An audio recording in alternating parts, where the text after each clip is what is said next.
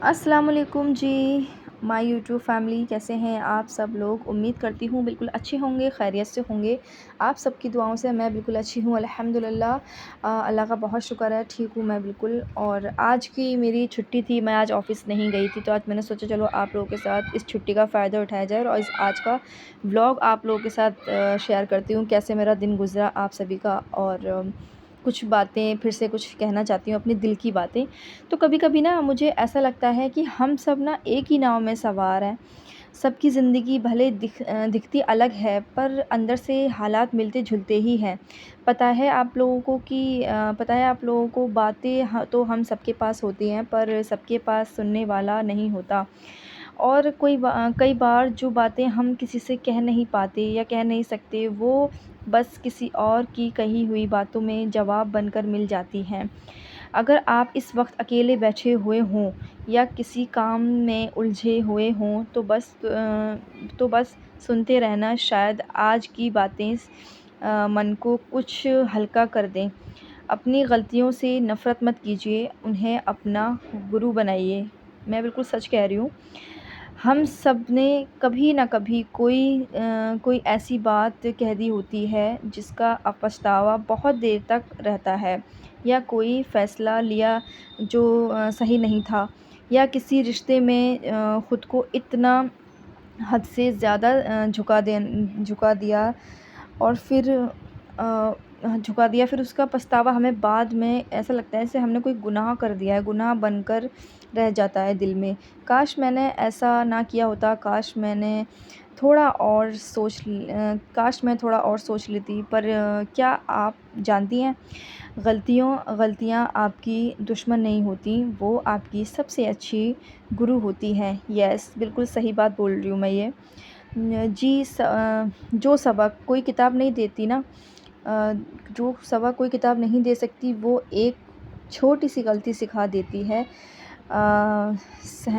सहनशीलता और समझदारी और आत्मसम्मान। मैंने अपनी ज़िंदगी में जो सबसे गहरी सबक देखा है या लिया है या मुझे मिला है, वो मेरी गलतियों ने ही सिखाया है। सही बता रही हूँ, मैंने अपनी गलतियों से बहुत कुछ सीखा है। उनसे मैंने सीखा कब रुकना है, कब बोलना है, कब माफ़ करना है और कब आगे बढ़ना है या कब आगे बढ़ जाना है। इसलिए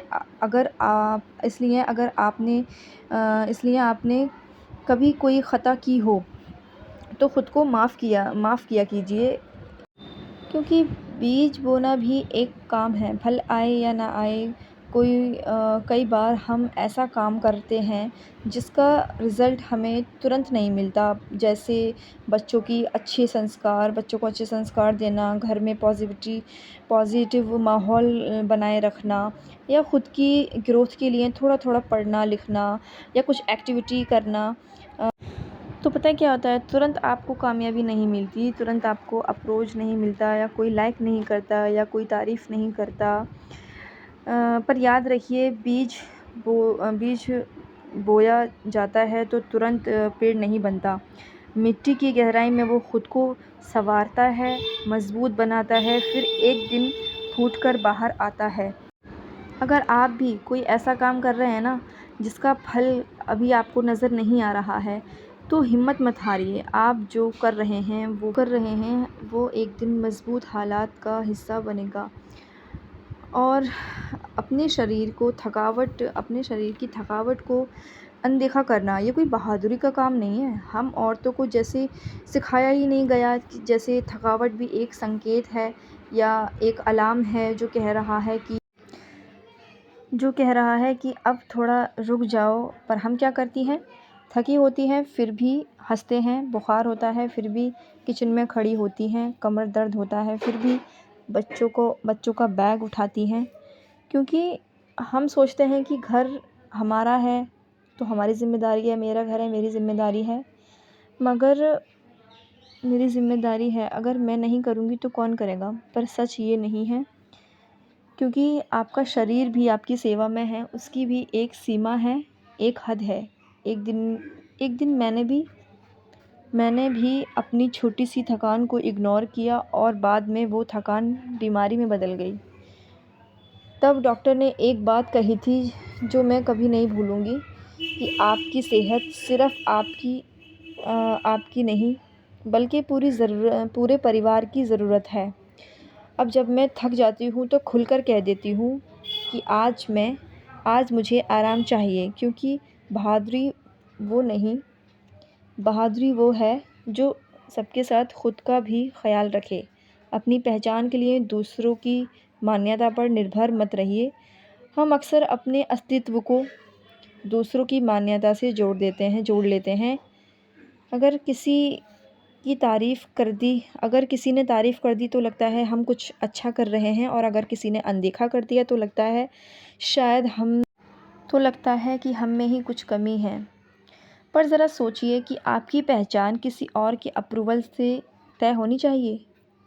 एक टाइम था जब मुझे भी लगता था कि अगर कोई मेरे काम को नोटिस नहीं करेगा तो शायद वो काम ज़रूरी नहीं था।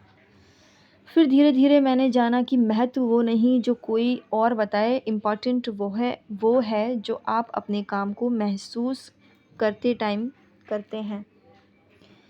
अब मैं खुद को वैल्यू देती हूँ, जो मैंने किया उस पर खुद की नज़र से नज़र डालती हूँ और खुद से कहती हूँ शाबाश तुमने बहुत अच्छा किया।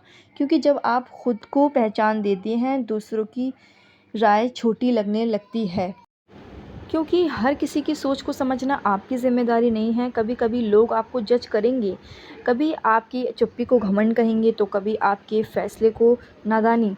और हम सोच में पड़ जाते हैं कि क्यों ऐसा कहा? क्या मैं सच में वैसी दिखती हूँ? पर सच्चाई ये है कि हर किसी के पास एक चश्मा होता है, वो आपको उसी से देखते हैं। आप उनके चश्मे को बदल नहीं सकते मेरे दोस्त।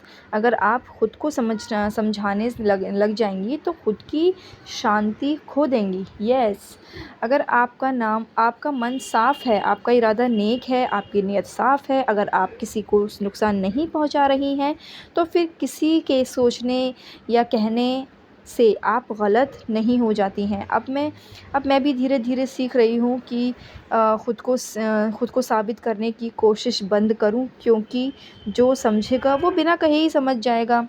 अपनी बॉडी से प्यार करना सीखिए। कई बार आईने में खुद को देखती हूँ या हम सब देखते हैं, तो सबसे पहले वो कमी नज़र आती है जो हमें सोसाइटी